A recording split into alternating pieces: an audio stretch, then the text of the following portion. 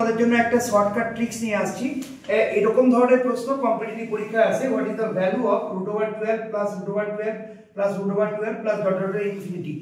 এই ধরনের প্রশ্নের ক্ষেত্রে খুব সহজে করতে পারবে। দেখো, খেয়াল করে দেখো, প্রত্যেকটাতে প্লাস আছে, তাহলে এই 12কে দুটো কনসিকিউটিভ ইন্টিজারের গুণফল আকারে ভাঙতে হবে। তো আমরা জানি 4 × 3 হচ্ছে 12। তাহলে এর রেজাল্ট কি হবে জানো তো? যেহেতু প্লাস আছে, সবথেকে যেটা বড় সংখ্যা সেটাই হবে অ্যান্সার। তাহলে এর অ্যান্সার হচ্ছে 4। অ্যান্সার হচ্ছে 4।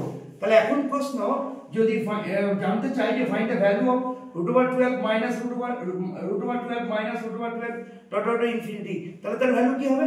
যেহেতু এখানে মাইনাস আছে, ওই 12 কে আমি যদি কনসিকিউটিভ নাম্বার দিয়ে ভেঙেছি 4 × 3, তাহলে তাদের মধ্যে যেটা ছোট সেটাই হবে অ্যান্সার।